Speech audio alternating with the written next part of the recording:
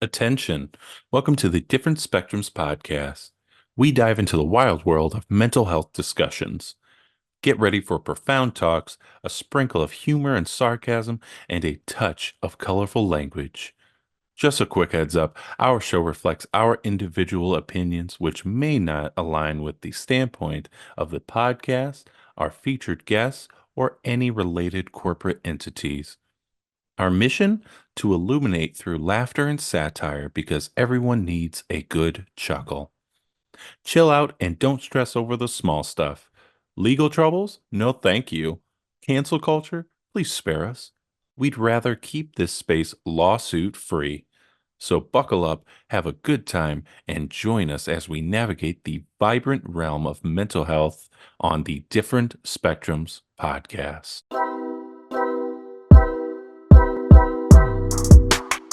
Hey everybody, we back again. Hey, we're back. We're live. I'm Spencer. Of course, we have our licensed clinical therapist, Niles. Dr. Nas. And that fingers is coming back. I'm getting feeling in it now. You see that? It's got mobility now. How'd that happen? Shoved it right in the lawnmower. Smart. Yep. Smart. I know. Learning experience. I used it to help other clients. Learning experience. Choices. Don't put your finger in a blade. Wow, Nas, you're teaching us a lot of stuff. I'm teaching the kids. I'm trying. You don't even teach like majority kids. Like you teach you're literally a therapist for adults. You're like, let me teach you something. Don't put your finger in a lawnmower. Don't do what you do. You don't want to do it. Don't do it. Don't do it. Don't put your finger in, and also don't put it in an electrical socket. All right, that made me lose my hair. Anyways, all right. Boom, gotcha. All right, don't forget to run out those likes for us. We'd really appreciate it. So today we have a special guest. She is the founder of Nido Individual and Family Therapy, a practicing LMFT dedicated to honoring neurodivergent, BIPOC, LGBTQIA+, and marginalized voices. With over a decade in the field, she brings trauma-informed, psychodynamic, and a culturally sensitive therapy to those who have felt othered. They also host a neurodivergent peer groups rooted in mutual support and authenticity. Please welcome Sarah Finch to the show. Thanks for having me. Hello. Yay, I'm so happy to be here. You have no idea what's coming. You're terrified. It's fine. What has happened? Like, has it happened yet? No. Uh-oh. Is this the bear I was told about? Man versus bear? Can I choose bear? Sarah's like, can I choose bear? Rar.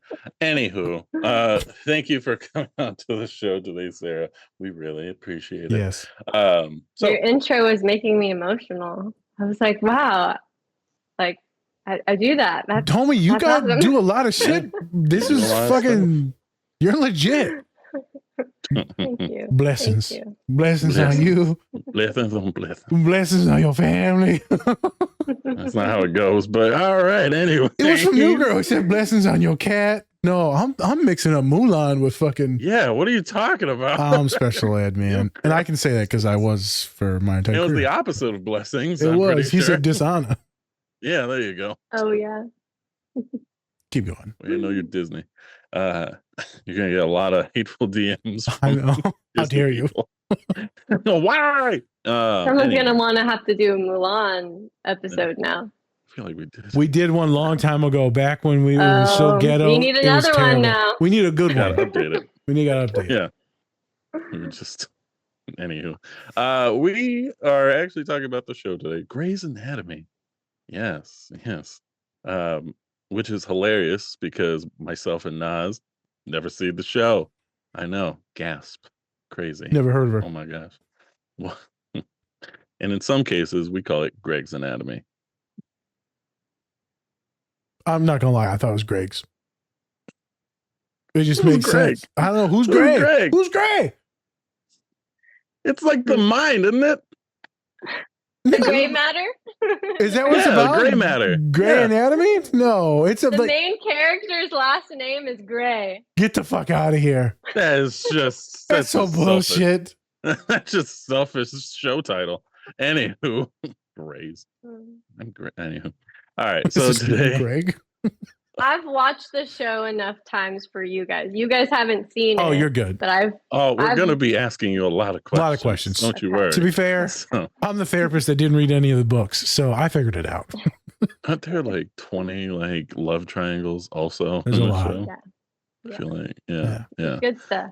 Yeah. Medical professionals, they be doing it. Hey. Yep. Yeah. All Hey, right. it's a stereotype, but it's not an incorrect one. So today, some of the topics we're actually be talking about, we're talking about trauma. We're mainly going to be focusing on Meredith and her traumas, also her being passively suicidal, high functioning suicidal, and impulsive. Apparently, Meredith just don't give a fuck. She don't care. She don't care. She just is like, you know what? Take me, homie. Take me. I'm pregnant, but hey, take me. You're like, why? Of all the people in the hospital, get somebody else. You're gonna have to change the name of the show if she dies. That's true. That's true. Is there a Greg around? I mean, Greg. Where's Greg? Greg. Where's his anatomy? I know where it's at. Oh my kid god. like has to be like 30 years old by now. Facts. Isn't their kid gotta be like 30 by now? Oh, on the show? Well, you don't know what I have a happened. feeling something bad happened to her kid, didn't it? Oh my god. It's so fucking sad, man. No one can have God happiness. damn it. It's bullshit. God damn it. Can't we just have one fucking happy moment? Nope. This is such a sad shit. It's fucked up. I'm too I'm gonna just autistic watch for this. Scrubs, okay? Let me just watch Scrubs. I'm watching Scrubs. Yep. Yeah, All that right. gets sad. Don't get me wrong. It It gets does. sad. But Turkleton and JD, Love a good white and black couple. anywho, yeah, the best black and white couple you've ever seen. Anyways, You'd be missing out on McDreamy, McSteamy. Look. What's the like Dr. Cox is our fucking McSteamy and McDreamy. He does it from all. Scrubs? All right. Okay, I'm gonna have to look into that. You should. And he Is that he the was a redhead police guy? officer. Yeah. Who's He's the more ginger that's blonde. angry? He's more blonde. Okay. He's more blonde Okay. than ginger. And also he was the cop in the movie Yeah. Wild Hogs. Yep. Where he got naked. Great movie. McSteamy. Anywho, nah, We're so off topic. I don't know what's going on. There's Actually- a redhead in Grey's Anatomy if you're feeling the redheads. and they're dead. No, I told you he survives to the end. Oh, that one. I don't know, man. I'm so confused. I didn't see his hair. So I did see his freckles though, so I should have known. I saw his penis, I tell you that. Jesus Christ. I saw his anatomy, and his name is So Greg. we're gonna have some fun today. Obviously, that's what we always do. That's why a lot of people tune into us to actually have some relief to dissociate from the chaos of the fucking world that we're in. But we're going to talk about some real topics. Yeah, that functional depression's legit. I think we're going to see it a little bit different, more nuanced than before. I think Sarah's going to help us understand this more nuanced, very high functioning. A lot of women are going through this. A lot of women of color going through this thing where you got to suit up, you got to get your shit done. But there's still this thing, this demon that's under, eating you up. And then we're going to see kind of what it can do and maybe what impulsivity can look like. We're going to have some other conversations about other black and brown folks, especially men, and how they may do what she does in the second scene. But I'm excited. Hopefully you'll be able to withstand all the wildness and the autism, but we'll see what happens. Oh, my seatbelt. Yeah, there you go. Let's do it. I was going to make a joke I always make. I always just say like, I don't know. I would make the seatbelt motion. I would say strap it on. I don't know why I would always say strap it on. Why don't you look me in the eyes when you say I'm not saying it? it. With that? Yeah, say it. Buckle it in. I figured it out after like a year saying it wrong. All right. Buckle up. Buckle up. There you go. Why couldn't I just say that? No. I said strap it on. Who does that? You. I got the guy who puts his finger in a lawnmower, surprisingly. But other places do. All right. Let's do the pod. Whoop, whoop. Whoop, whoop.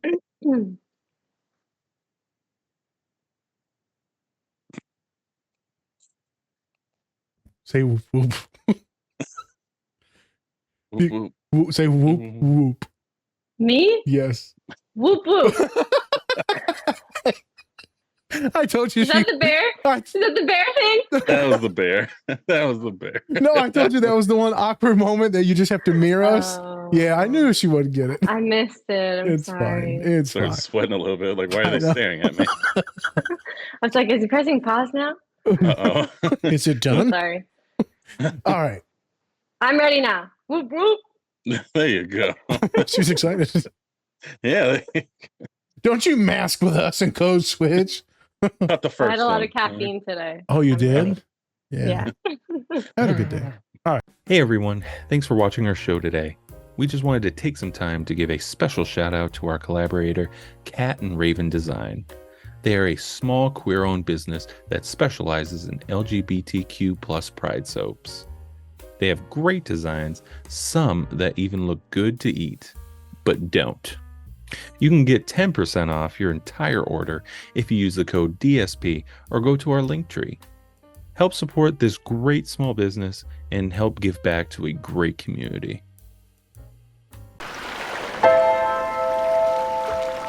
Like I said, disappearances happen. Pains go phantom. Blood stops running. And people fade away.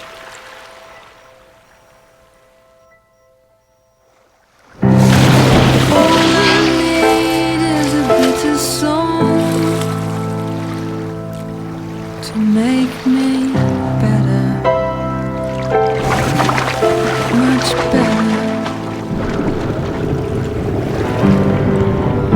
All I need to write is a bitter song to make me There's more I have to say. much better. So much more.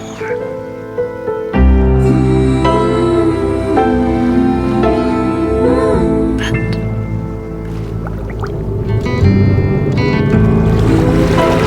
I've disappeared.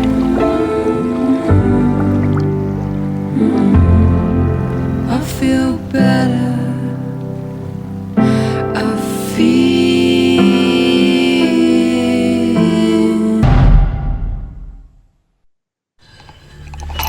Maybe I shoot you first. I shoot you, and then I shoot her, and then I shoot Shepard. Is that what you want? I didn't come here for this. My wife is dead. He's responsible. I came here for justice. An eye for an eye. The only person I want in this room is Shepard. Now back off! And you step away from the table. Please.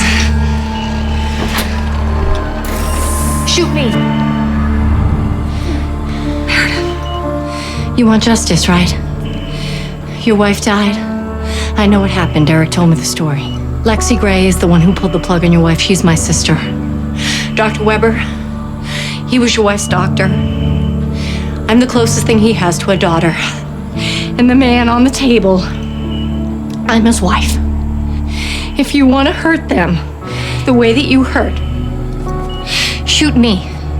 I'm your eye for an eye. Meredith.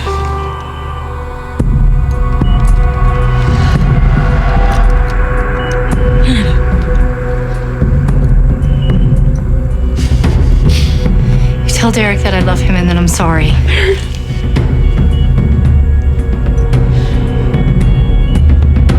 Wait. She's pregnant. You wouldn't shoot a woman who's pregnant. Please. No apologizing allowed for We're being ourselves. exactly. That's what we're here for. And guess what? We're back again. We're back again to watch Greg's Anatomy. Just watch it. Just gonna watch it. Dangle. You know, the visual in all its glory. No, not my synesthesia. Is it blocking out the sun? God damn! All right, I'm done. Continue the pod. That's a big one, Greg. uh, so, Sarah, welcome to the show. Yes. Why don't you tell us a little bit about your background and what made you want to come on to this podcast? I'm so sorry. Well, I think we have a lot of the same, like a lot of similar values, and that feels really important to me. Like, I kind of only want to connect with people that like we have similar values, you know? And I love hanging out with other neurodivergent folks. And I think you guys are awesome. And yeah, that's why I'm here, really. Do you know? So- Oh, sorry. I was going to sorry. ask. Do you know any other no. autistic therapists or no? Thankfully, I do. Good. Yeah. Yeah. We have a couple, we found each other. And we have a couple other autistic therapists on our team. Love it. Yeah, it's been so amazing. Love it. Yeah. So, if we like, say you're in like a group setting, like, what kind of person are you? Are you chilling out, just listening to people, just seeing what they have to say? Or are you like also kind of intertwining into there and also talking and all that stuff? Or are you more of just like a listener? At first, I'm a listener and I have to like feel it out. Gotta get comfy. Yeah, I really have to like, are these people that are sort of are these people that are like worth me sharing with? That's right. You know, like there's like a filtering sort of process I go through. Okay. Where I'm just listening and observing at first to see like, should I? And I kind of dip my toe in, see how it goes, right? Like I'll share a little bit and then I might share more eventually. Yeah. And is that kind of like how you also have is that your style of therapy as well? Somebody who listens and then waits for like the correct moment and then kind of goes into like your whole spiel about how maybe they can better themselves and things like that. I interrupt my clients sometimes. That's Sometimes they just have to. I agree. I think they would want me to. Sometimes we just keep going and we go and we go and so yeah, no, I interrupt my clients sometimes and just like butt in and say like, oh wait, you know, what you said right there. Can we go back to that? Right? Like, otherwise, I think there might be some sessions, you know, especially if like a client is going on about like special interests. Not that I don't want to hear that. I totally love learning about my clients' special interests, but to like redirect on maybe what I know they really want to get into, Yep. right? I'll interrupt. Yeah. Good question. Are you comfortable telling folks that you're, neurodivergent, autistic, your clients? I don't know if that's on the website and all that stuff. Do they know already at a time? I know sometimes I feel weird telling clients. I'm always cool with it, but then also I feel like sometimes they'd be like, Yeah. So I love just the umbrella term neurodivergent because it could mean so many different things, right? So I usually like on the website, I say I'm neurodivergent. And then I have some folks that are my clients that are like neurotypical and whatever that means, right? And they don't say much about it or never really, it doesn't come up. But then I have clients that are like, they are neurodivergent too, and they'll say like, oh, I saw you're neurodivergent, like, and we'll talk about it. And then eventually I might say like we, or, I can relate to this, I really like, I feel into the self-disclosure. I want to feel comfortable sharing too. Like one time I had a potential client, like I had I had a client who wanted to work with me, and we were doing the phone consultation, you know, like that 20-minute call you have before you guys decide you want to work together. And it was going well, like just like, you know, female client, anxiety. And then she asks me, you know, oh, can you tell me about your family? Like, are you married? Do you have kids? Um, and in that moment, like, I didn't really feel comfortable that I wanted to share about that. And so I responded with like, that's something that maybe eventually, like as we work together, like I would feel comfortable Yeah. to share about. Um, and I know this is kind of annoying for people, but I kind of turned it back. Like, I wonder, what about that feels so important to you, right? Yeah. Like, to get a better sense, to not like reject her in any way, or to dismiss that, but like, it's okay if I don't like want to talk about or share something that feels really personal, and like I feel protective of my family and like talking about that, you Yep. know? So, It's a weird world out there too, right? I mean, you never know these yeah, days, right? And so you don't know who that yeah, person is on that 20-minute phone call. right. Yep. Yeah, no, Yeah, I figured I wanted to ask you, right? Because I know that self-disclosure I is a big appreciate that. topic in our community. For our clients, self-disclosure, it's hard for them to do it with their companies or family members. And I know it's hard for us Yeah. sometimes. Mm-hmm. I've leaned more into just being out with it very, very, because I'm trying my best to lessen the stigma for everybody. So I went about it Yeah. one certain way. I'm also privileged in some of my size and color and this and that, right? So I know no one's going to be fucking with me. But yeah, I've done better at it. The last year I've been doing it even in my presentations. And so I know some folks will still use neurodivergent. I was doing that for a while. And I'm like, you know what? I'm going to just send it. Yeah. And I think it's opened up some windows in a lot of people's brains on what they think autism is. Because I just gotten sick of like the stigma and the stereotypes. And I was talking to Spence. I'm like, I'm just sending this shit from now on. So then we Yeah. started telling you our intersections on the podcast too. So it is grown. I completely agree with what you're doing. Makes sense. I just wanted to know because I don't get a chance to talk to a lot of actual autistic therapists. So I just wanted to pick your brain about that. I Oh, appreciate it. yeah. When you share nowadays, do you say I'm autistic and ADHD? Do you say ADHD? Like, what's like your preferred way to share that? So I don't like saying ADHD because I ain't gonna lie, half the time I can't pronounce a damn thing. So I don't know. It's the No, dyslexia. that's fair. Yeah. Oh, you ate. Yeah. I'm like, nah, I'm ADHD and autistic, homie. And then I say Yeah. a bunch of other stuff, Yeah. straight up. There's a bunch of other stuff mixed in that pot. And then as they get to know me, they find out the other stuff. Yeah. I've had people like, I don't think you're actually autistic because you don't seem that disabled. That conversation comes up in therapy sometimes. I'm like, homie, you don't know me. Oof. Yeah. You don't know Yeah. all the weird stuff that I'm doing right now and regulating and stimming. You don't fucking know me. You don't know how I just be yelling shit for hours and Spencer's like, shut up. You don't know. Whole family does. What the fuck are you talking about? Whole family. Masking with clients. Wild. That like, right? Like, yeah. Yeah. I mask a lot with clients. Well, you have to, don't you? Yeah. Yeah. Yeah. I think there's a certain thing like you have to protect yourself in a certain way, being a Yeah. therapist.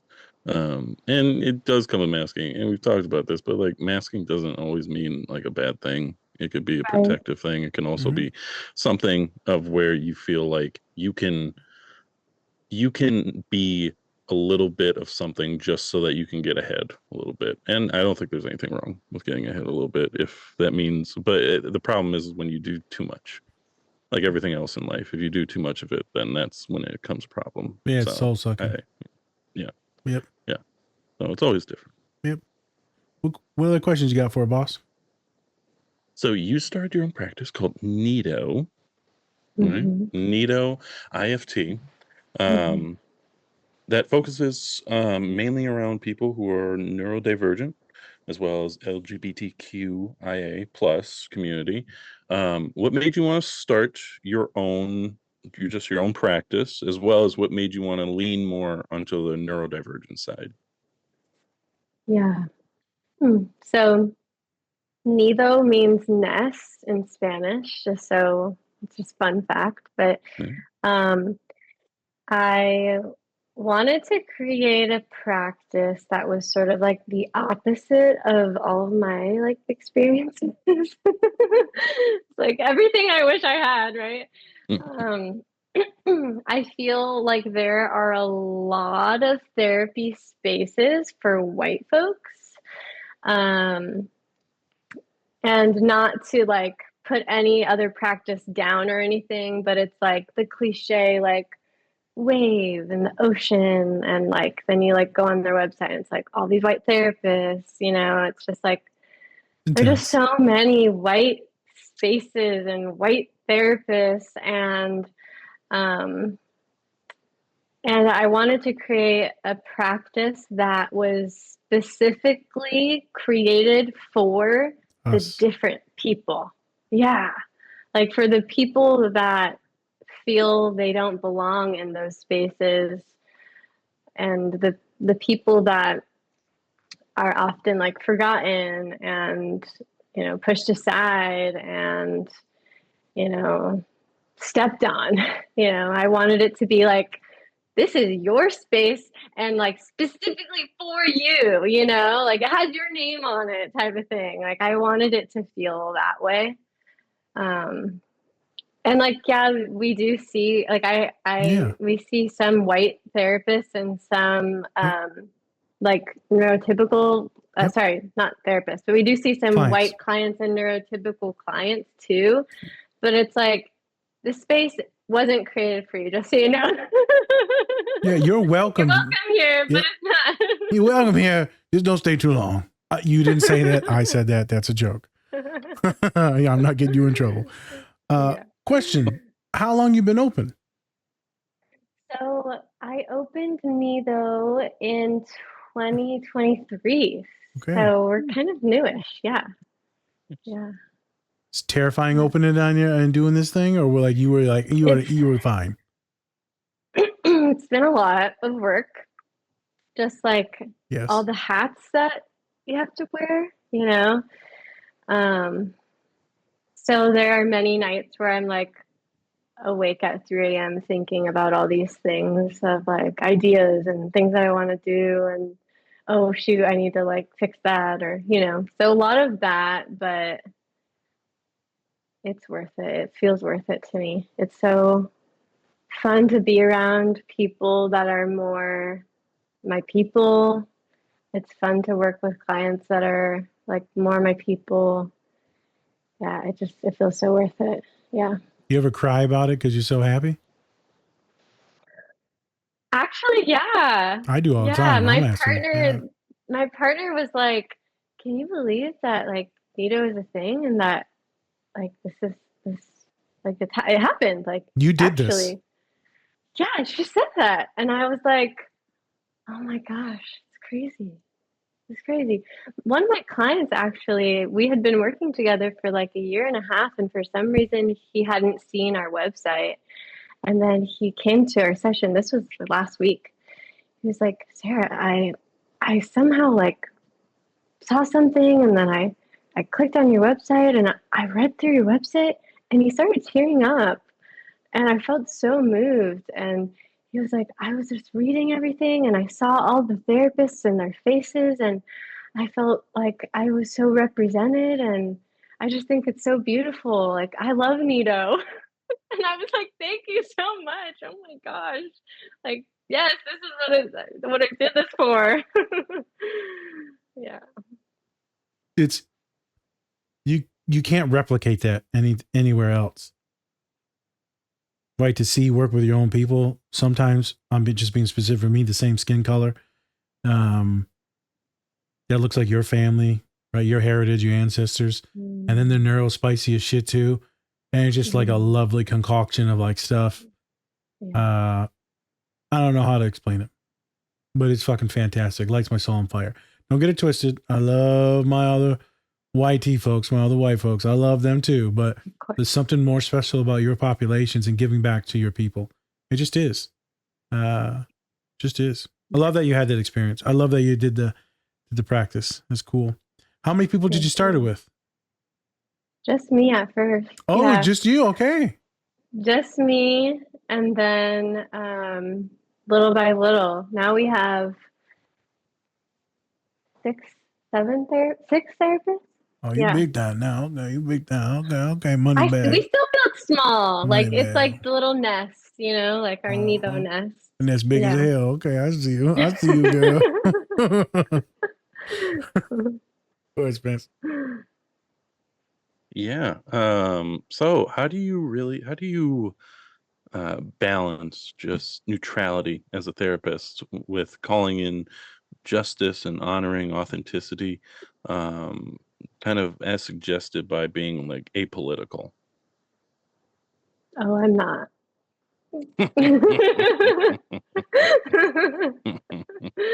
Yeah, Go ahead. I'm not. It's a very clear my values.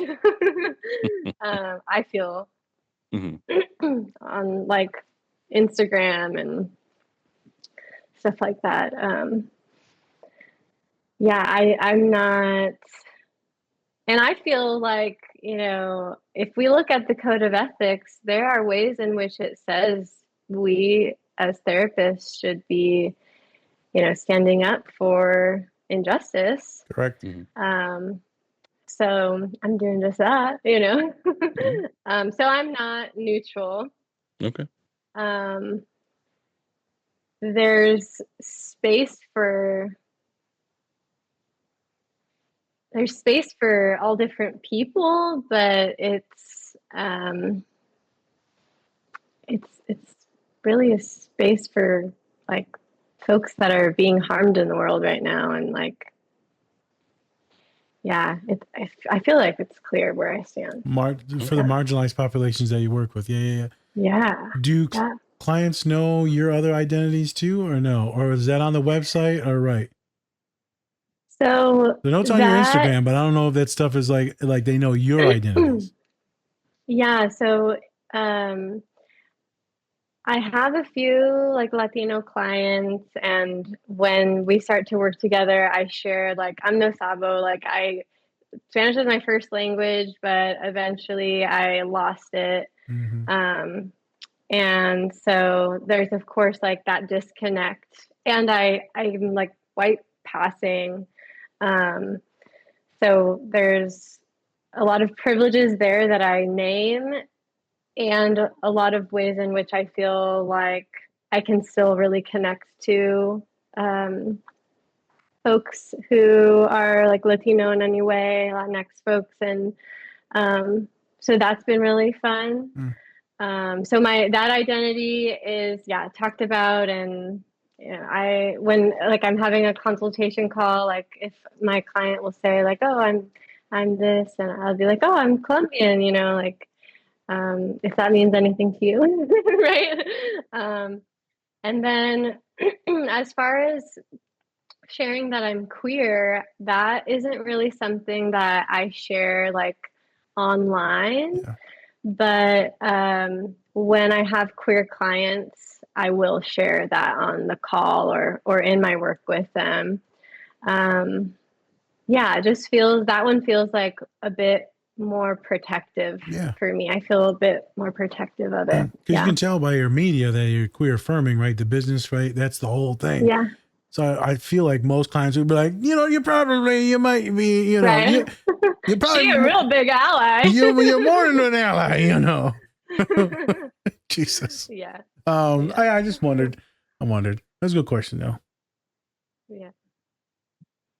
Do you have any favorite books, a podcast, or a show that inspires you at all? Grey's Anatomy. That's not a book or a podcast. I don't know if that's inspiration either. I like the death.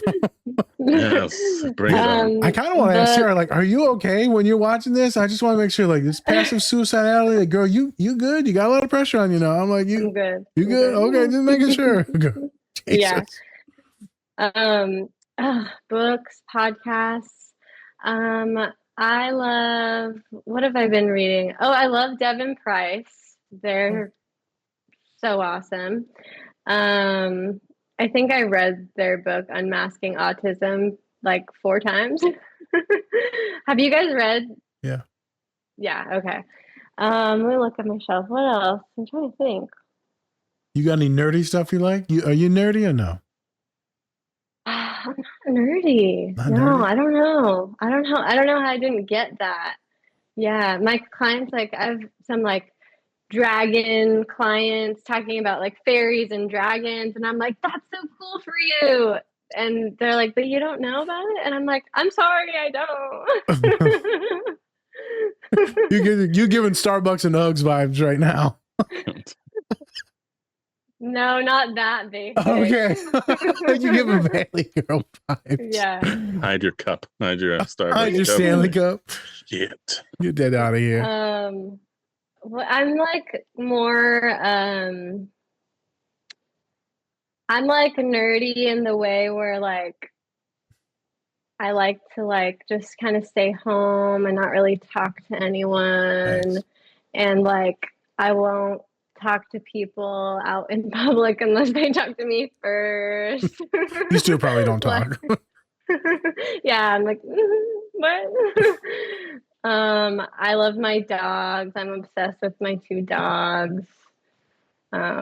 We go hiking, go to the beach a lot. Yeah. Yeah, I'm like, I love to write. So like I write a lot of poetry. Oh, look at you. Yeah. You gonna write a So- book soon or no? I feel like everyone's writing a book.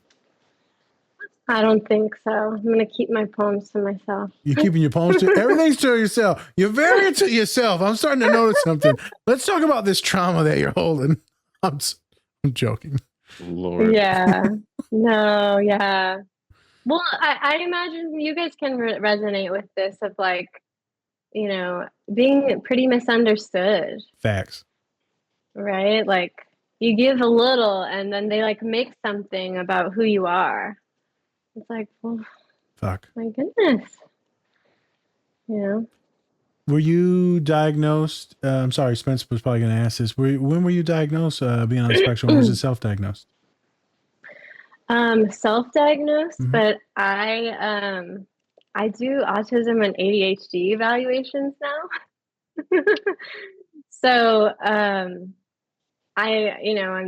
like, oh, this is all me. I can just check all these boxes and yes, that's me. Do I need like another therapist to do that for me? I mean, you know. But when did you put the pieces together? 2022. Yeah. 2022. So kind of like recently-ish. Have you guys ever heard of indigo children?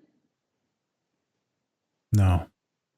Okay. So I was diagnosed as an indigo child when I was a kid.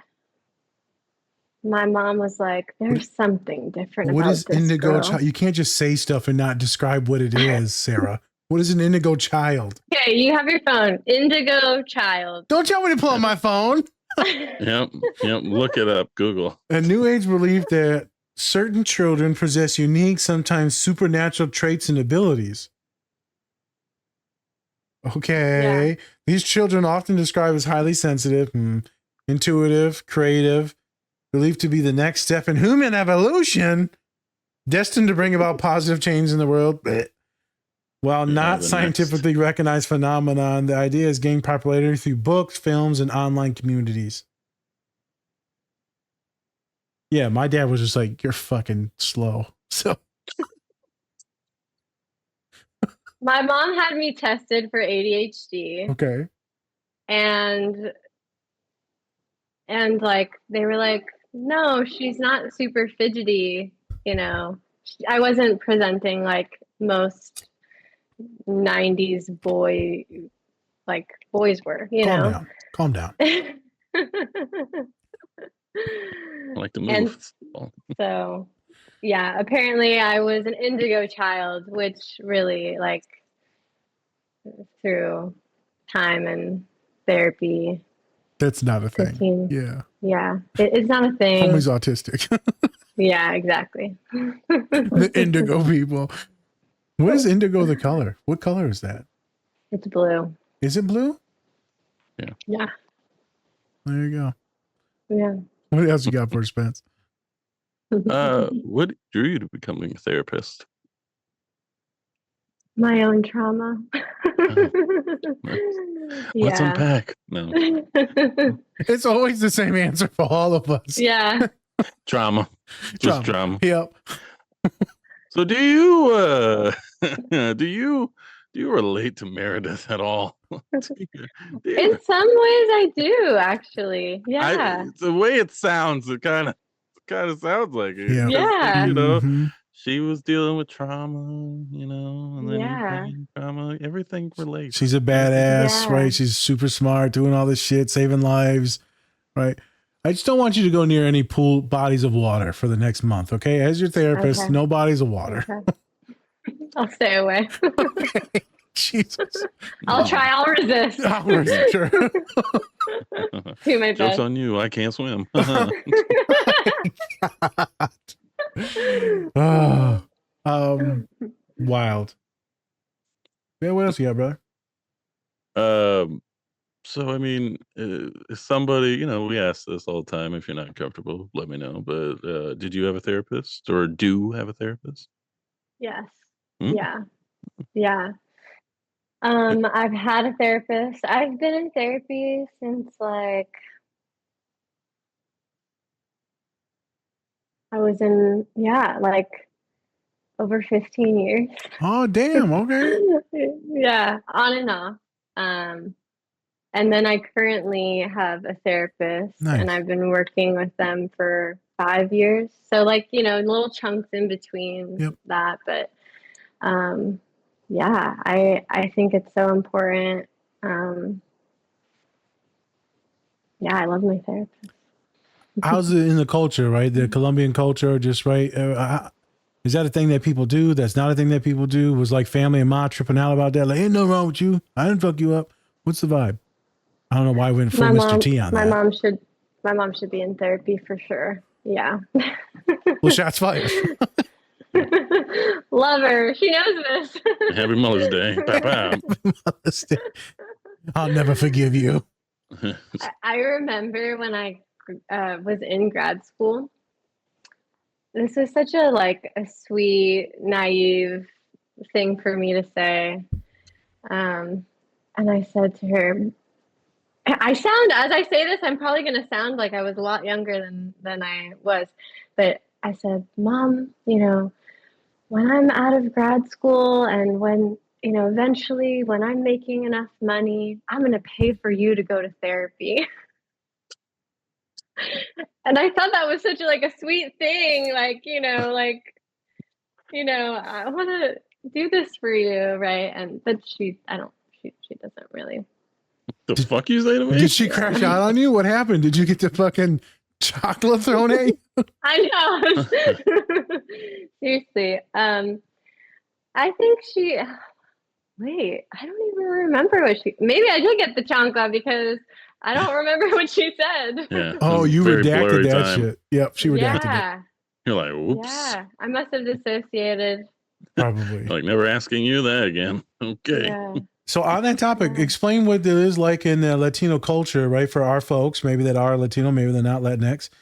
What is it like for us, our population? Is this a thing, not a thing? Why isn't it a thing? Why do you think that people don't or do go to therapy in our Latinx culture? I think that some of the younger folks are recognizing how important and powerful and helpful and healing it can be for them.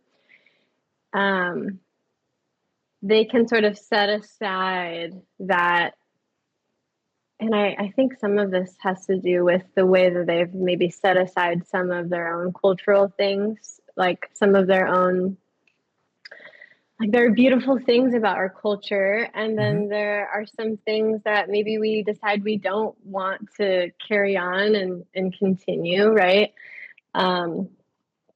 So I think like some of the younger folks are doing that when it comes to their cultural overall, like everything cultural related to their families, but then also with therapy. Like, even though my parents won't go to therapy, or even though they think it's weird, or they think I'm being too sensitive or dramatic, right? I know I need this and I want to do this for myself. And I think it's like a part of the individuation. I see like the 20s, like the younger 20s, like, do you notice that too? Yep. The younger populations are a little bit more cooler with it. Older populations, like Spencer's age and up, 30s and up, 40s and up, no, 50s, 60s and up, you're pretty much getting called slurs. So, Yeah. definitely some discernment that's changed.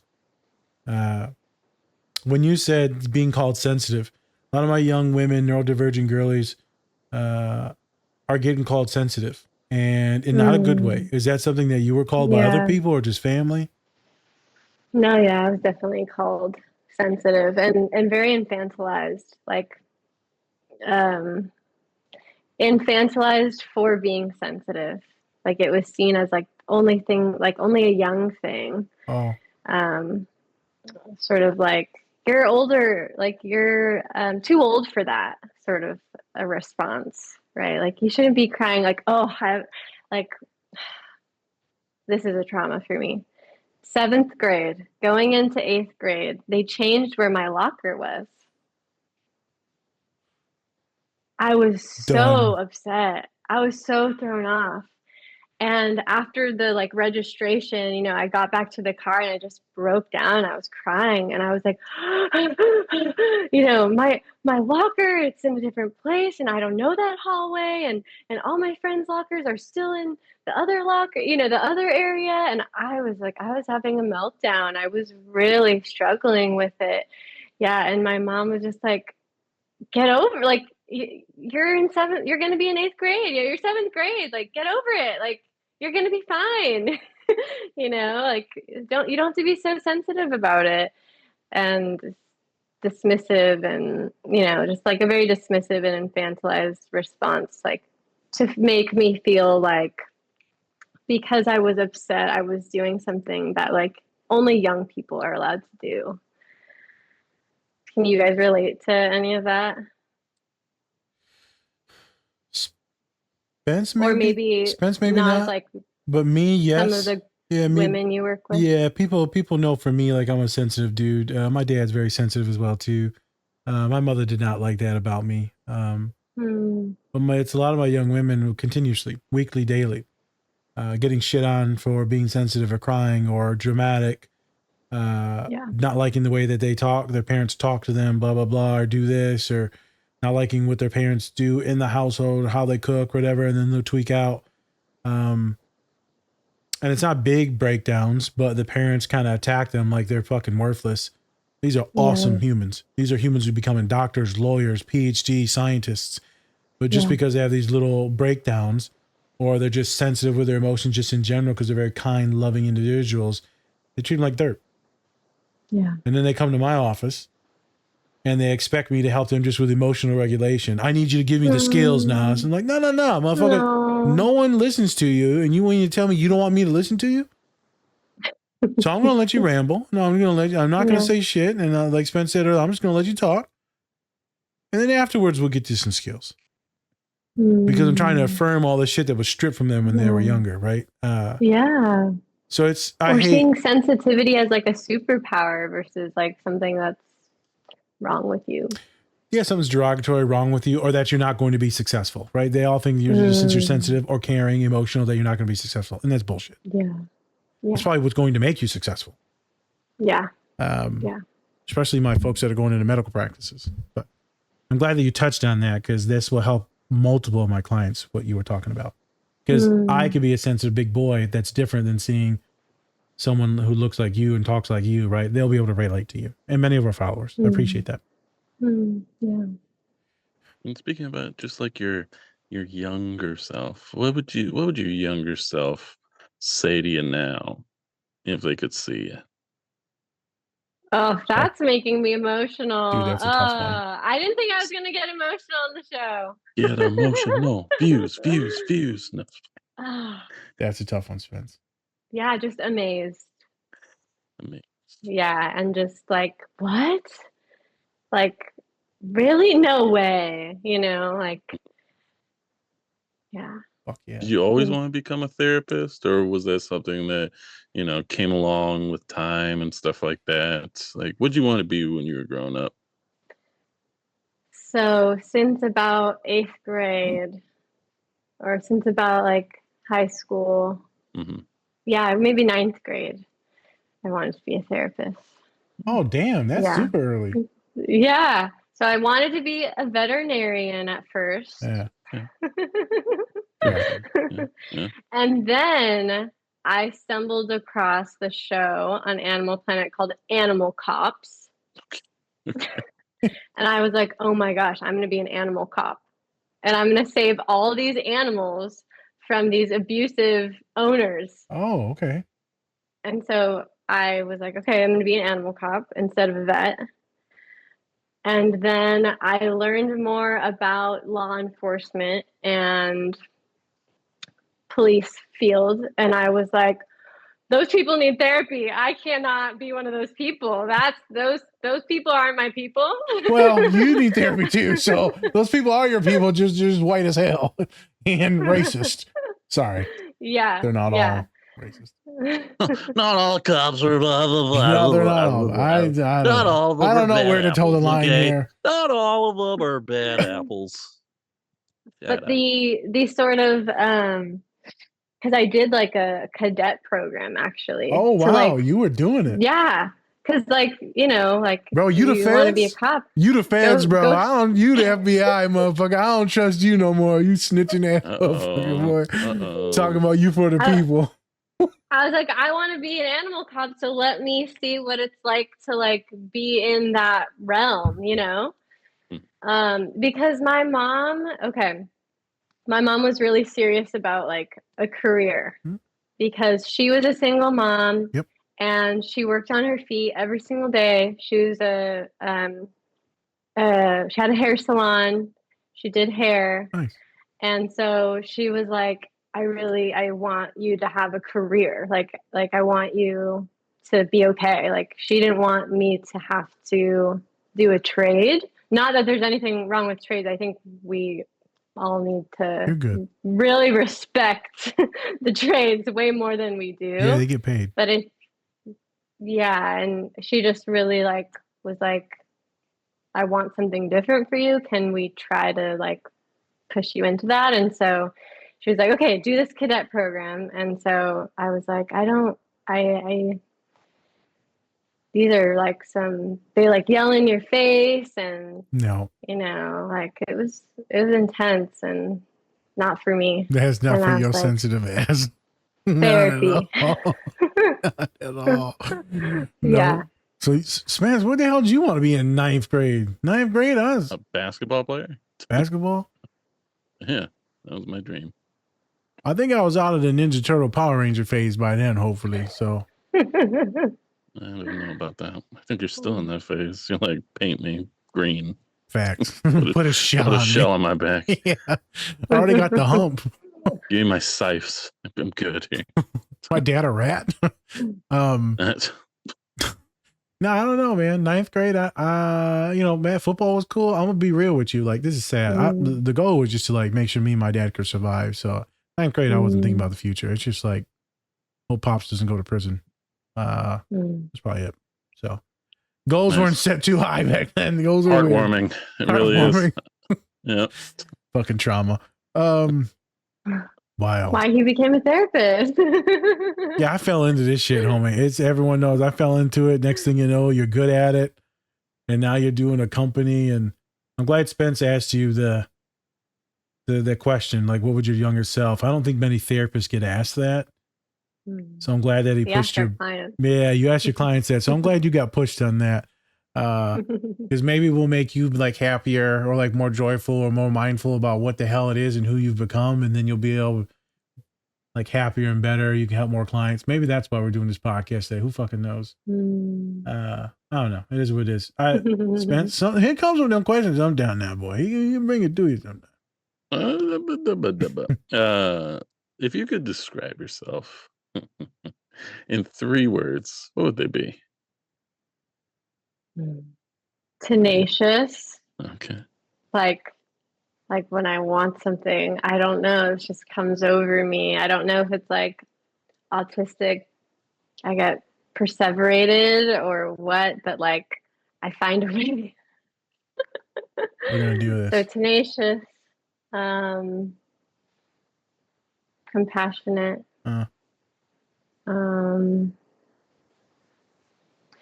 like creative, but not in like the stereotypical sense of the word. Oh, so Like not I'm art not stuff. like an artist. No. so what makes you Um, creative? like the way that I think I knew about it. things. Mm, Yeah. The medulla oblongata. yeah, that's it. I knew you were going to say that. I think a lot of people would say that aren't creative like me, but we are very creative in the way we talk, handle ourselves, intellectualize things, process Yeah. things, see things, connect things. It takes a lot of creativity. Some craziness. Mm. Yeah. Tenacity. Maybe tenacious. Yeah. I like that. Spence, what would you pick? Everyone, your followers, pick your 3 things. Spence, what the hell would you pick?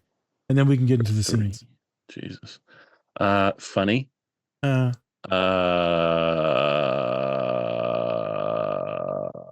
Just overall cuddly, you know. uh, Yeah. I feel You like say cuddly? yeah, he's a cuddly motherfucker. Yeah, Aww. you cuddly. I'm a Okay. cuddly guy, Yeah, you know. I'll grind him on That's right. I'm a teddy bear. I'll scratch the shit out of you. And then probably have to say just loyal, you know. you. Yeah, Mm. Yeah, yeah. Because if you know, Mm. I'm a ride or die, right? You know, yeah, ride or die. Mm. yeah. That's how I go. So I would have to say those ones. Um, but I do have one more question. Oh, do it. All right, one more question. What would you say is a misconception that people have of therapists, and how do you yourself as a therapist combat that once it comes up? Mm. Gosh, there's so many misconceptions of therapists. Like every show that's ever depicted a therapist did it badly, in my opinion. Um, let's see. Mm, I feel like I keep thinking. I know I'm going to say something. yeah, go for Every it. fucking male therapist they show in reality is always sleeping with their clients, like nonstop. Mm, I'm like, this is fucking. It's made me terrified to even look at people in the office. Well, that could mm, also be the autism too, but I can't look in yeah, your eyes. yeah, and like don't yeah. even come in. Stand outside, motherfucker. That was what pisses me off so much, and I get that maybe dudes are doing it. It's like, God damn it. And then my biggest thing Find is, yourself in the back of Therapist magazine. there you go. We caught another one. We got another pervert. Yeah, no, that's my biggest thing, man. It's just like dudes I feel like have such a bad rap. Mm, And there's so few of us.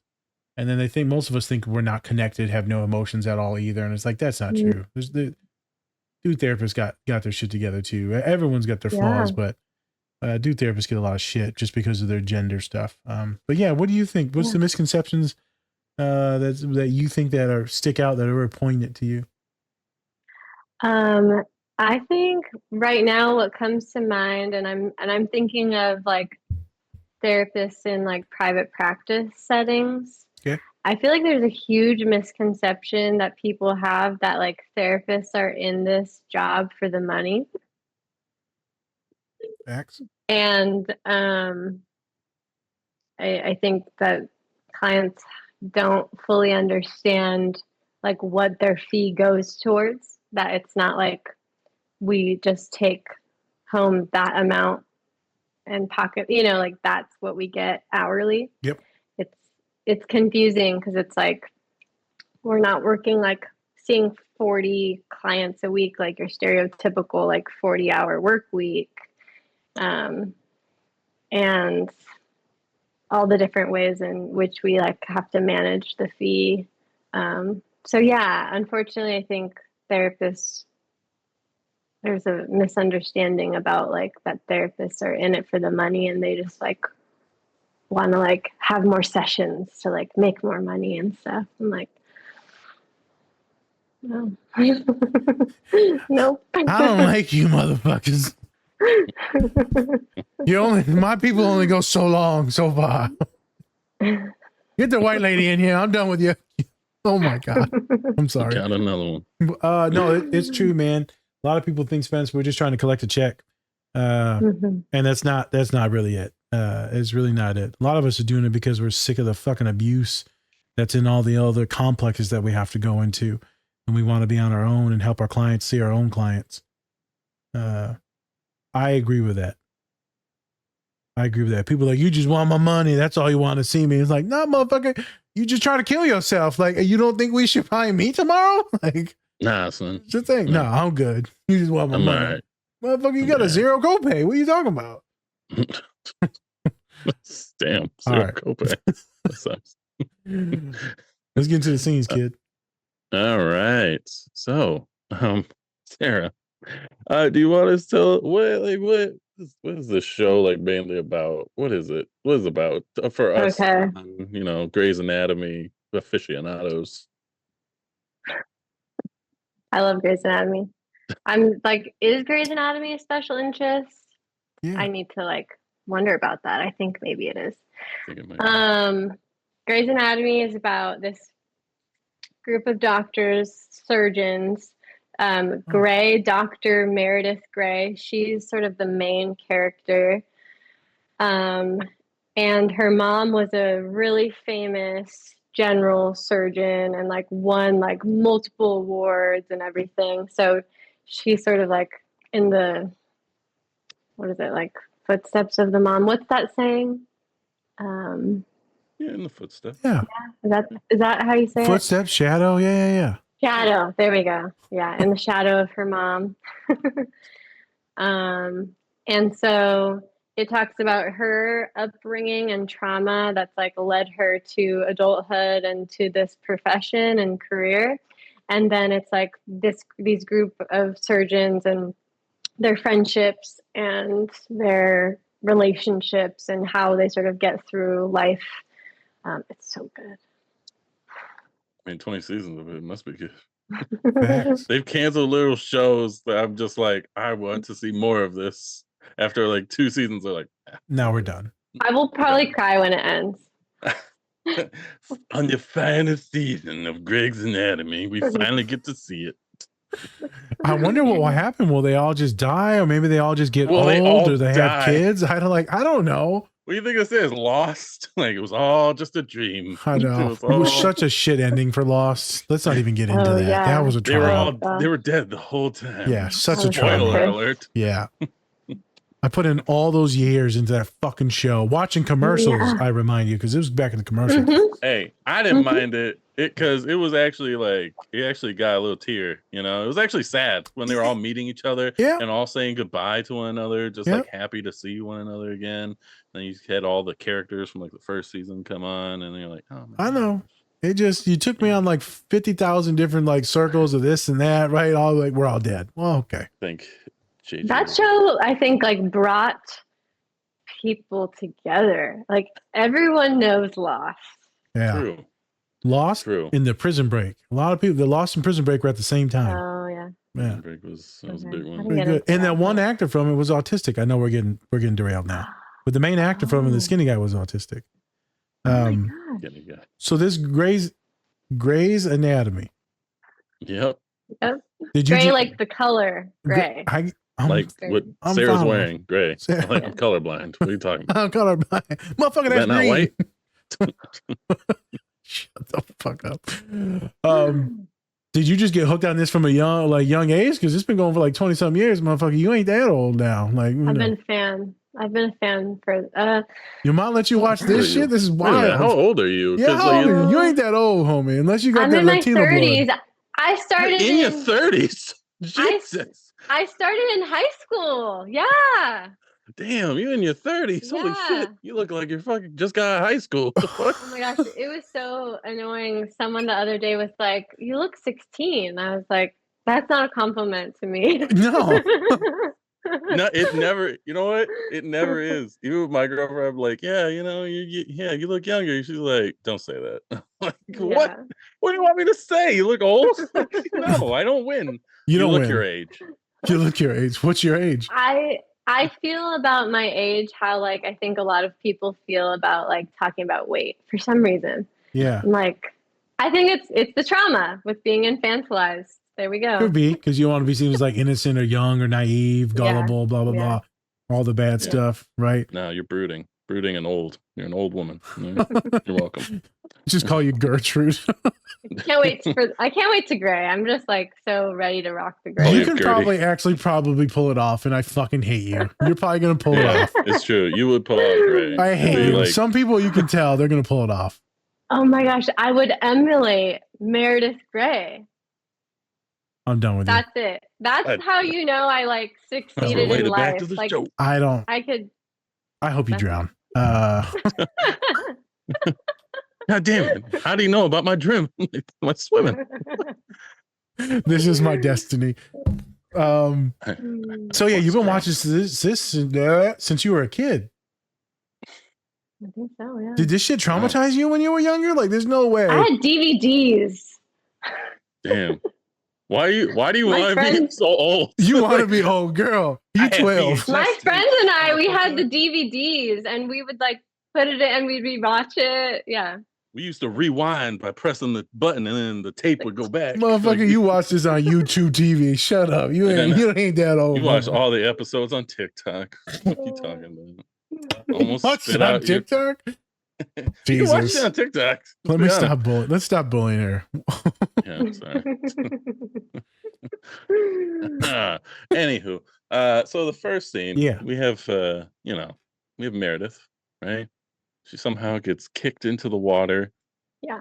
I thought at first she couldn't swim. I thought that's why That's she what I was thought too. drowning. I was like, I thought she couldn't swim, but apparently she can swim. But she's passively suicidal. What is this thing? Passively suicidal. What does that mean for people? Like, what does that mean? Yeah, it's often where they don't want to live, but aren't actively taking action to not live. Mm. Okay. Or it can kind of look like, someone thinking about not being here or not wanting to be here. They have maybe like intrusive thoughts about suicide, but they don't act on it. They're not like trying to find ways to do it. They're not like calling the crisis line. Like it's like more like internal and usually pretty private experience. I feel like some folks don't even know that it's really there. Like it's there, but it's not there. It's just like a whisper. No, it's like an echo. Not even a whisper. It's like an echo somewhere in their soul, their mind. Spence. I feel like a lot of them don't know. I feel like I'm not going to get into it because I want you to talk a little bit more, but then I'll get to this other thing. But I feel like it's there, but it's not there, Spence. Again, maybe it's that shadow vibe too, right? The fucker's just following you. And then something bad happens or something weird happens, or right, it hits the apex, and then you're like, oh shit, well, I'm sick of this shit. Yeah. Yeah. Meredith never like talks about being depressed or talks about being sad or shows that she's like sad or never talks about like ending her life or anything like that. Yeah. You got clients like that hold it all in and it's just like a passive like depression, passive suicidality? Yeah. And then we have to like bring it to the surface and like confront it a bit if they're willing to. Yes. Yep. Like, you don't want to go there. We don't have to go there. But have you considered that you don't want to live? I'm laughing out of my own discomfort with what I just said out loud, not laughing in a humorous way. Homie, what the problem is? What? How old are you, Sarah? Jesus. No, we got you. As we talked about earlier, therapists tend to be kind of dark in their humor as well, too, because we see and hear a lot of fucked up shit all the time. So everyone knows on this podcast that we make a lot of jokes, right? But it's like serious ass topics. But no one wants to listen to a serious ass podcast for like an hour and a half. That's like not fun. Yeah. Yeah. Yeah. People be asleep. Yeah. Meredith, is she the one you connect with the most on the I almost said the podcast on the show or no? Parts of her. Yeah. Yeah. Just the sad ones? Jeez. She's a bit privileged, and yeah, so like there are some parts of her I'm like, bitch, sit down. Oh my Like God. I'm like, stop, humble. you know? Like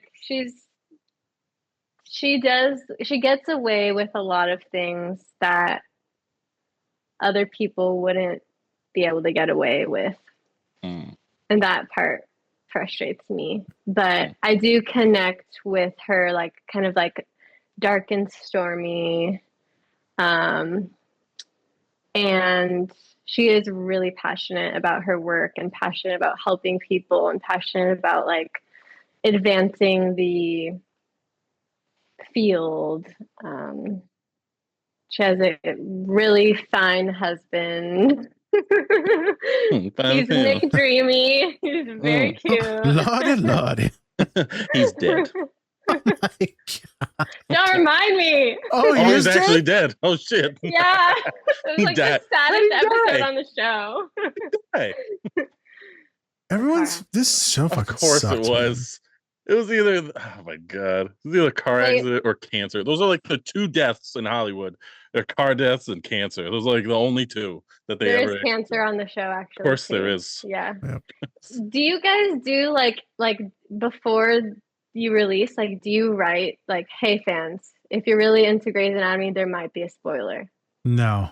I mean, Oh, okay. So people just know something might be spoiled if they watch. Yeah, I feel like people if just you're know. already watching Grey's Anatomy, Okay. you probably already know. Yeah, you know? and if you Okay. haven't watched it yet, you're not watching this shit. I might watch it now. We could I'm do still trying to like spoilers. convince you guys. Come on, Girl, please. I'm just trying to wake up in the morning. You don't understand. Some of us are struggling. That's such a sarcastic joke. I'm Okay. completely fine. Let's go quiet. So pause. Wait a minute. So what's up? Why do you have us watch this scene though? Like, what's going on in this damn scene? You talked about pre-production. She got a ton of trauma, mama issues, all this crazy shit. Why do you think that she was in this situation, drowning or trying to kill herself? I chose these scenes because I think it's so fascinating. My creative like mind, and I like love psychoanalyzing this show and her character. They don't talk about her trauma very much. In like a few episodes, she does see a therapist, but it's like it's because she has to get signed off to like go back to surgery, like go back to her job. It was like mandated. And she's very resistant as well. Like, you know, she's like the pull yourself up by your bootstraps, like, I want to work, let's go, right? So yes, she has a lot of attachment wounds. Her mom was very neglectful. Her mom was abusive. Her mom was narcissistic. I've diagnosed her mom as a narcissist based off of what the show shows about her.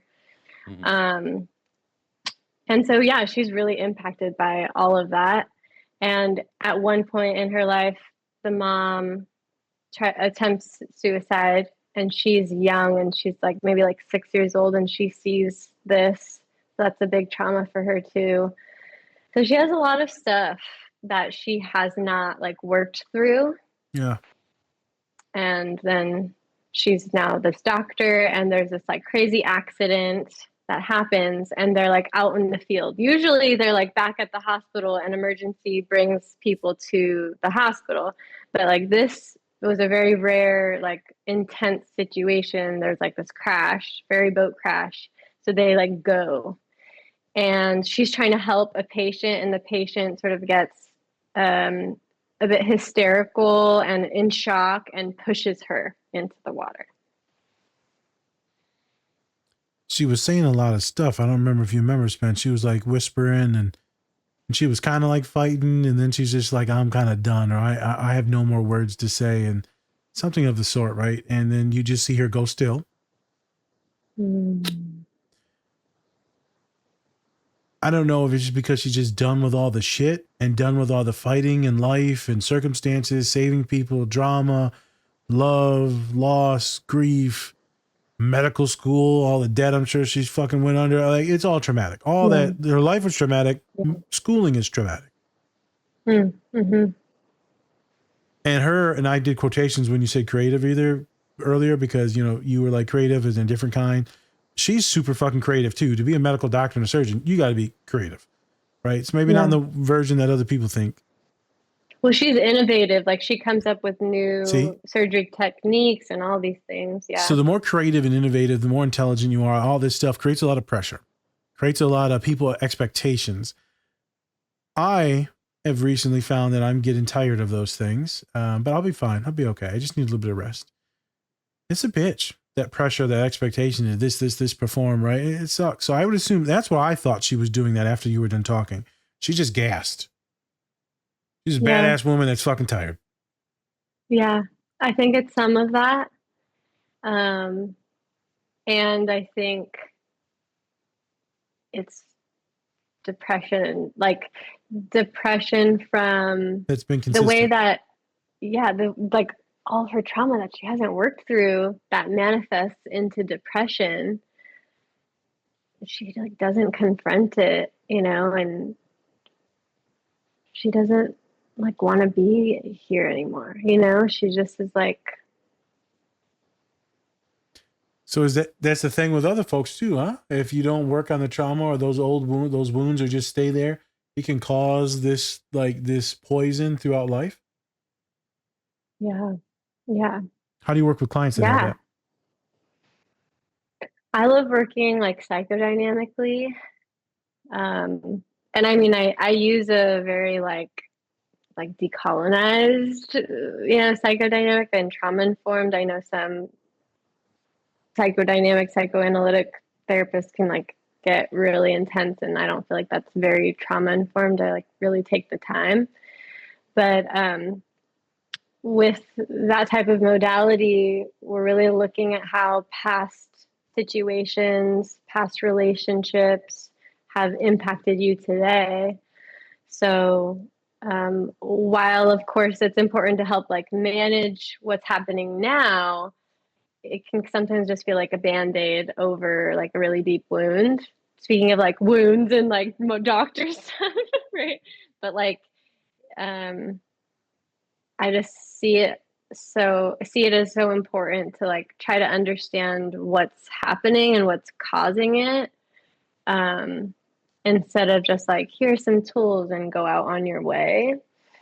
So like with Meredith, it would be really hard for her, and she would probably not want to do it, but to talk about and to process her relationship with her mom and what happened and the ways in which that impacted her, and how her mom didn't care about her at all. And so she doesn't care about herself, and how like that is like a huge part of the whole show. Which leads us into that second scene, right? Because that second scene, and then she's pregnant, Spence said too. So she's like, just kill me and my baby. That's kind of wild. I ain't gonna lie, that's wild. That's pretty good. Like, the baby ain't got nothing to do with this. this. A pregnant woman? Huh? Yeah. You're not gonna kill a white woman on this show. Is this a bluff? Like what? I do here. I don't know. Dude, I pointed. Well, not gonna say what I was gonna say. So what the hell was that, man? What was that? Yeah, what was that about? Her like intense. putting herself in that type of danger. Yeah. So this guy is upset that the doctors couldn't help his wife, and his wife dies. So he comes back and he has a gun and he's ready to like kill the doctors that were on the team, to like an eye for, to justice, right, in his mind. And he's really just like grieving, and that's not an excuse, but to help us understand like what's happening for him.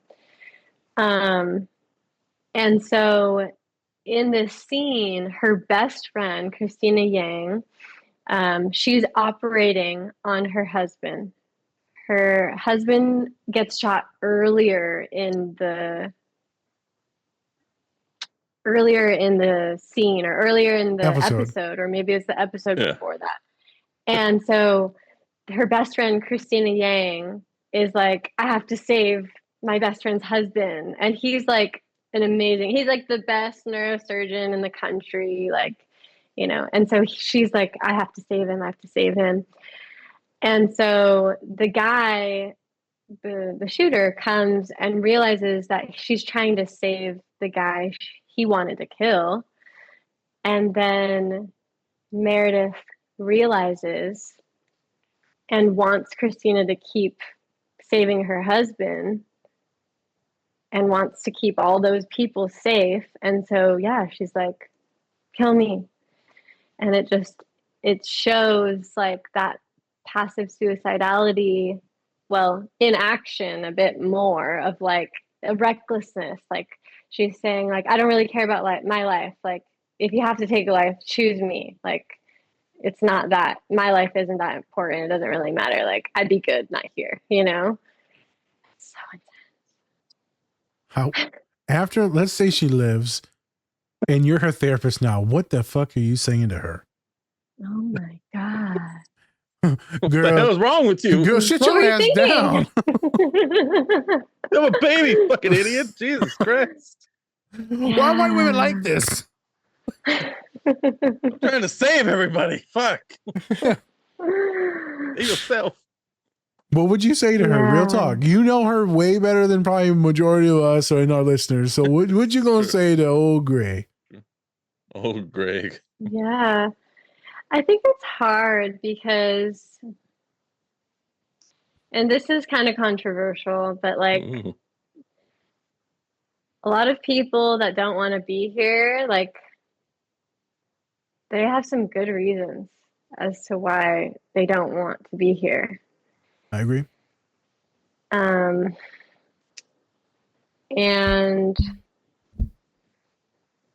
so, yeah, but with her, it's like you must have been in so much pain.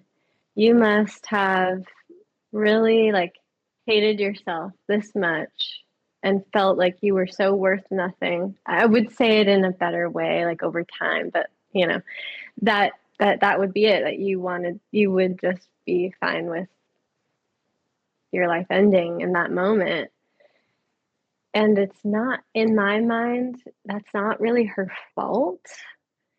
It's her responsibility of how, like, where she goes from here now. But like, she doesn't view her life as very valuable because of the way her mom treated her. Just like, trash. You know, nothing. Worthless. Yeah, you're an accessory. Yeah. So this is actually common spans with a lot of our clients. Childhood trauma within relationships, blah, blah, blah, blah, leads to people devaluing themselves, their life, their worth, their body.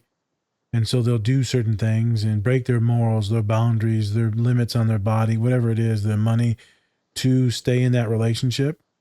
So we see how that poison earlier in childhood can manipulate or pervert a lot of the things in which you believe about yourself.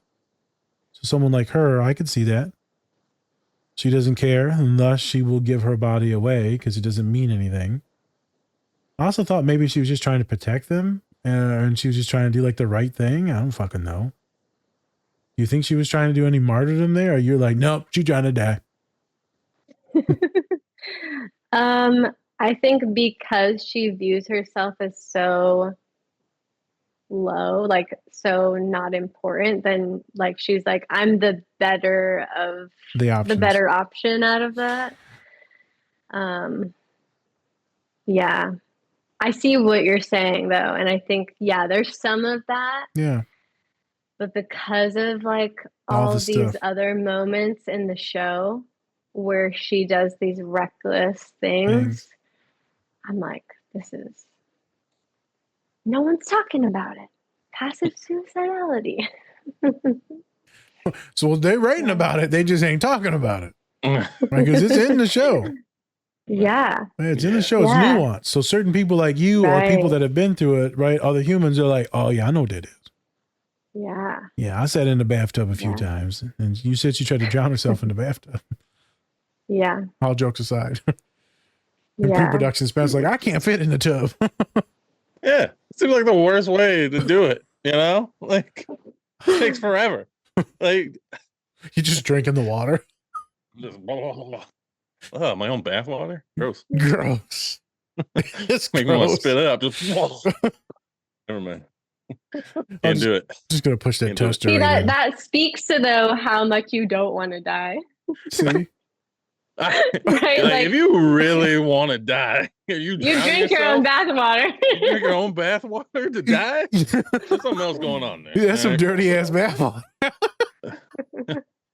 Got scrotum water. What the Oh hell? my god! Ugh, gross. How did he die? Nasty. From his own Scrotum. bath water. He died from his. I'm done. He died of water of the scrotum. He died. It was a terrible, terrible moment. He get fucking Legionnaire's disease. We tested the water. It was purely scrotum. Anywho. Shut Oh my god, brother. Anyways, you also talked about this thing called high functioning suicidality. What is that? What's that? And does that relate to Meredith as well? Her depression and her suicidality doesn't necessarily like get in the way of her day-to-day work. Like she eventually goes to like win awards and create innovation, like new things, but this passive suicidality and depression persists, like, and so it's and like I know we don't love that like term like high functioning, but just like for the way that we know like what that term means, I would just use it, like yeah, she's like a successful doctor going to work every day, making money, has friendships, Husband. has a partner, yeah, eventually has kids, and she's doing all the things while still feeling this way that she's feeling very quietly, while still probably feeling worthless and like being okay if she were to die. Yep. And so it's just like she's just doing it all while carrying all of that heavy silent, Reminds me of this person I met. Right there. Awesome person, sensitive. Is Latino. They open up their own private practice, right? Called they're talking about the cocoon therapy, It reminds me of them. Cocoon. I tried to think of something else with nest, but not nest. but not, I could do cocoon therapy. The swaddle That's a therapy. good one, actually. It wasn't bad. Cocoon wasn't bad. Terrible. What else is nest? What else is like a nest? Thank you. A hatchery. Kangaroo pouch. There you go. She's the pouch Kangaroo therapist. pouch. That's a great slogan Whatever. for the business. I was teasing. A sleeping bag, anything. Sleeping bag therapy. That Anything other make than a cocoon therapy. cocoon. That sounds No, like it makes sense. You're gonna branch out a cocoon in this butterfly. Yeah. Yeah, no, is that that's how a great, butterflies fly? that's a great one. You look like that butterfly from like A Bug's Life, where he's Yeah, like a caterpillar, the fat one. but he has like little wings. Yeah. Oh, I'm a yeah. I'm a butterfly. I told one of my clients she's like a buff ass butterfly. She sends me a picture of the fat caterpillar. Oh my god. I said, "Girl, stop." I can fly. I I know. can fly. I was flying like this. I was like, "Why is that Cute. caterpillar gay?" I'm sorry. So cute. I know, it's so cute. I loved him. He was so innocent. Yeah. Oh. Man. R.I.P. Didn't he die? He died, didn't he? No, he didn't fucking die. Thank He God. got Grey's wings and Anatomy's he fucking flew me up, away. man. You're just thinking about death a lot. I'm hungry. making Not everything. making everyone think about I death need a today. sandwich. There's not death in every movie. All right. Oh. We all die a Maybe little for bit every Disney and day. Pixar. Yeah, maybe for Pixar. Yes, there's Yeah, death in Pixar's every fucking movie. sad. Yeah, and they really pick at it. Anyways, I love it. So you talked about Meredith's mom, but what about like her dad, right? Her dad, you said, was weak and also like didn't really defend his daughter from her mom and things like that. How do you think that also affected how she was, just thinking about men or people in general, if you, for the show's sake? Oh, that's a good question. Yeah. Her dad, interesting enough, I sort of saw that, and they don't show too much between the mom and dad's relationship, but I see that the mom was probably abusive to the dad. Mm. And so he, I imagine, was in like a regressed place and like more like childlike and like helpless. The mom also cheated on him. And so I imagine that like, regressed place, feeling insecure, small. Yeah. So he did not protect his daughter.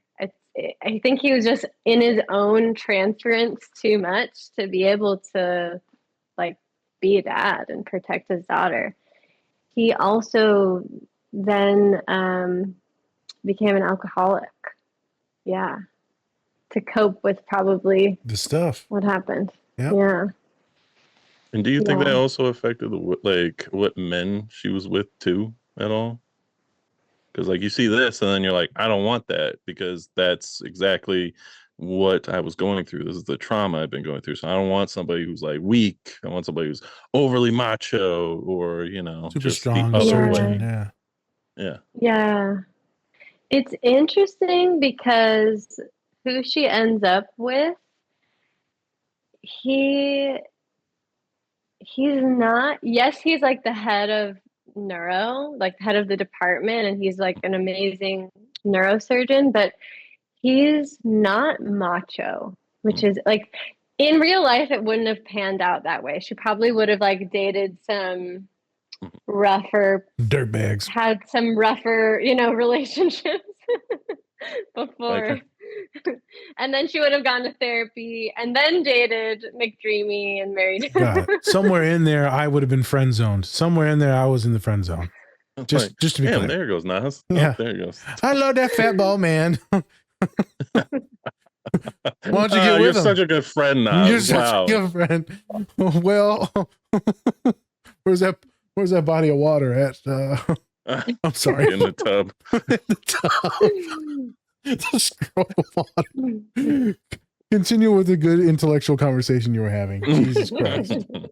Oh, yes, intellectual. Yeah. So yeah, no. So he's not a superman, but he's highly intelligent, right? I assume, does he have good boundaries in the show, or does she run the show? Yeah. I think that's what Spencer was getting at. Who runs the show? Or do they both run their relationship together? They both sort of, they really like, there's like this restorative relationship they have, Okay. and they're very individual, I will say. Like I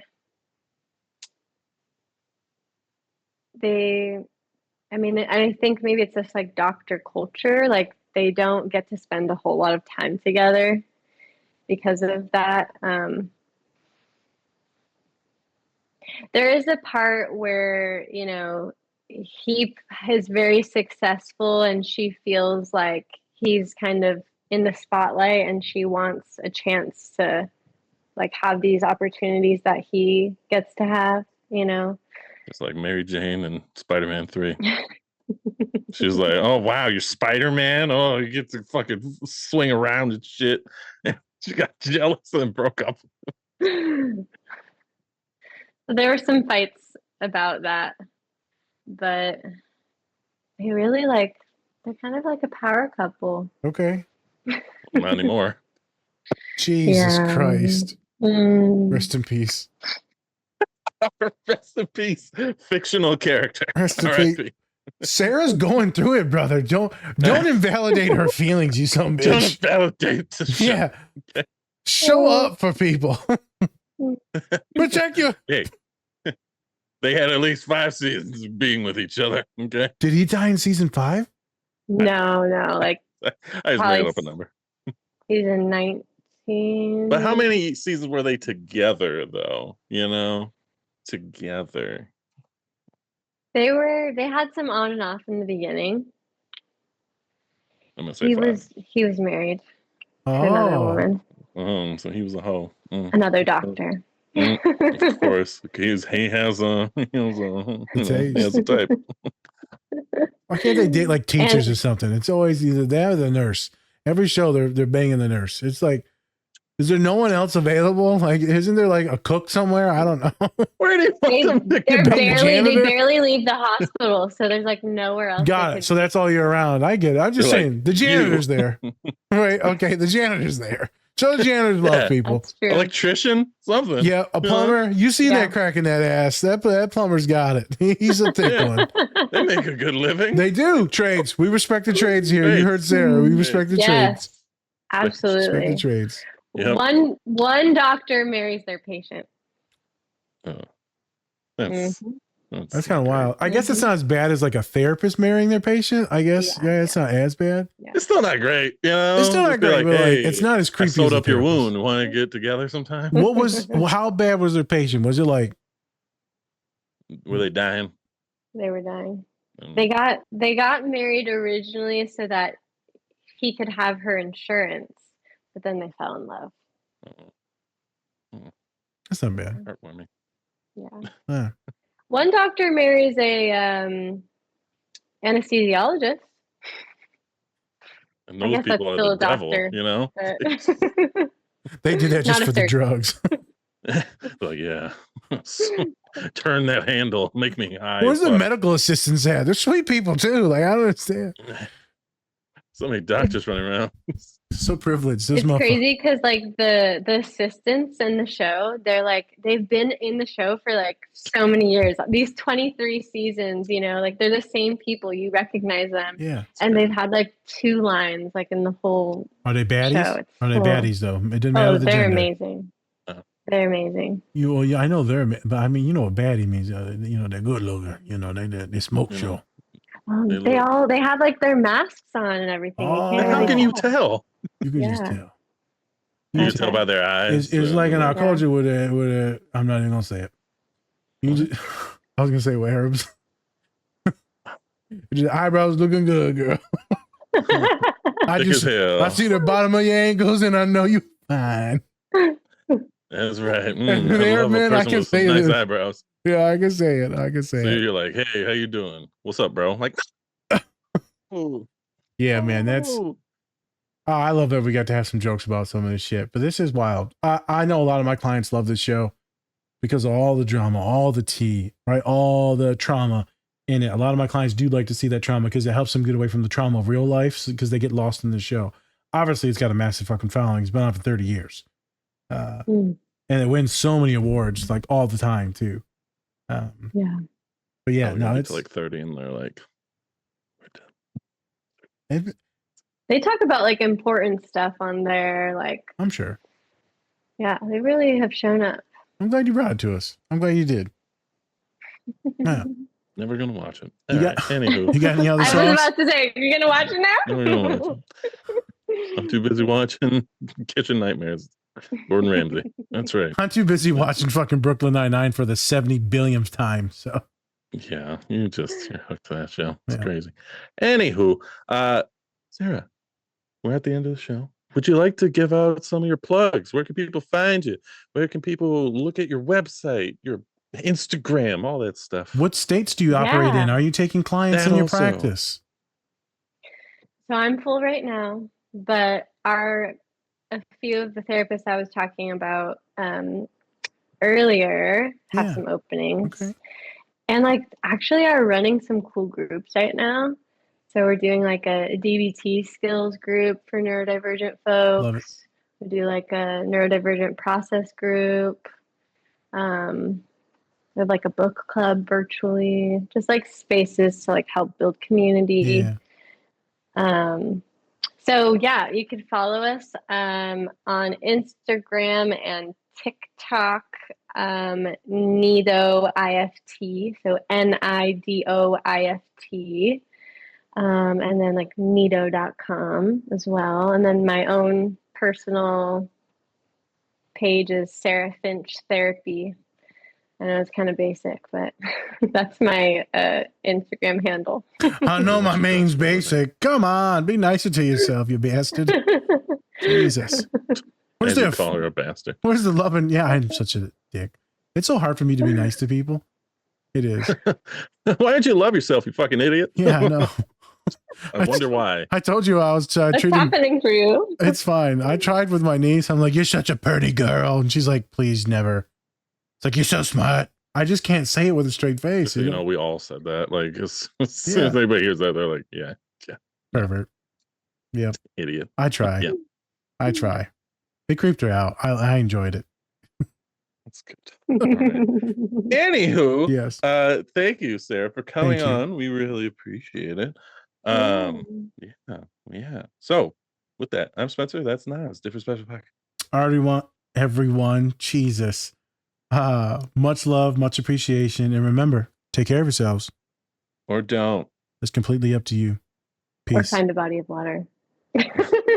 Just kidding. Please don't. Stay away. It's like, take care of yourselves or die. Thank you, Or drown. Sarah. Fucking The Nido, therapist dark humor. Nido.com, right? Nido, whatever. Sarah loved the beginning of iRobot. We do not Learn condone more at anything. nidoift.com. We do not. Learn more about drowning at nidoift.com. Well, you don't need CPR ever. Okay, everyone. Goodbye.